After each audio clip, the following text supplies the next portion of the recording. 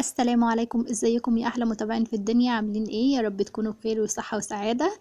النهاردة هنعمل مع بعض محشي الكوسة في الفرن بتكات وتركات هتطلعهولك كده حاجة روعة. انا حبيت اوريكم الرز من جوه، ده شكله من جوه مفلفل وما شاء الله احمر جدا، والخلطة بتاعته رهيبة بجد. ان شاء الله تعتمديها ومش هتغيريها بعد كده، وهتعتمديها في جميع انواع المحاشي الخلطة بتاعته. بس في البداية نسمي الله ونصلي على الحبيب المصطفى الغالي، ولو لسه ما اشتركتيش في القناة يشرفني انك تنضمي لقناتي. في البداية كده انا معايا 2 كيلو من الكوسة بحجم متوسط، ده انسب حاجة للي في الفرن عشان هي بتكش شوية. هتبتدي ان انت تشيلي القامع من فوق ومن تحت وتبتدي تقوريها بالشكل ده، تحاولي ان انت تمشي في اتجاه واحد علشان الكوسة تفضل سليمة معاكي. هنا بقى انا عندي بصلة، انا حطيتها بصلة كبيرة، حطيت شوية زيت، ده كان زيت مكان تحمير، عندي تحمير فراخ فانا استخدمته وزودت عليه يعني شوية زيت. انا بحب المحشي بالزيت بس ما بحبوش بالسمنة او كده، بس لو عندك سمنة بلدي ممكن تحطي معلقة كده مع الزيت. بيخليها بيديها نكهة، اما السمنة العادية لا صراحة انا مبفضلهاش خالص في المحشي.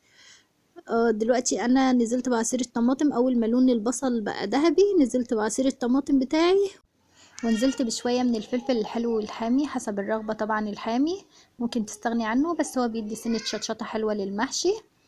ونزلت بالتوابل، فلفل اسود وملح وكمون وسبع بهارات وتوابل لحمة ومن نص مكعب من المرق.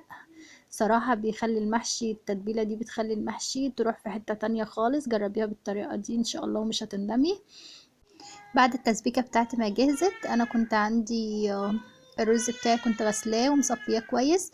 هبتدي انزل عليه بالتسبيكة والخضرة اللي هي فلفل، اللي هي شبت وكزبرة وبقدونس. التلاتة بيخلوا المحشي برضو بيروحوا في حتة تانية خالص، فيعني تحطي التلاتة لو متوفر عندك، لو مش متوفر ممكن تحطي الموجود. وبعد كده هبتدي احشي المحشي بتاعي بحيث ان الصباع ما يكونش مليان للاخر، يعني يكون 3/4 كده. هدي مساحة يعني للرز بعد ما يستوي ان هو ايه ما يخرجش بره الصباع.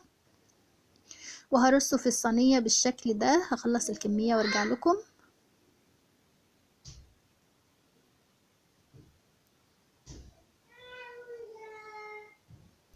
بعد بقى ما خلصت الكمية بتاعتي هبتدي انزل عليها بالشوربة بحيث انها يدوبك تكون مغطية الصوابع بالشكل دوت. وبعد كده هدخلها في الفرن على الرف التحتاني على اعلى درجة لحد ما تبتدي تتشرب، وهدي عليها لحد ما تستوي واطلعها تاخد لون تحت الشواية وتطلع معايا بالجمال والحلاوة دي، وطعمها ولا احلى ولا اروع من كده. وتحدي لما تجربيها هستنى رأيك.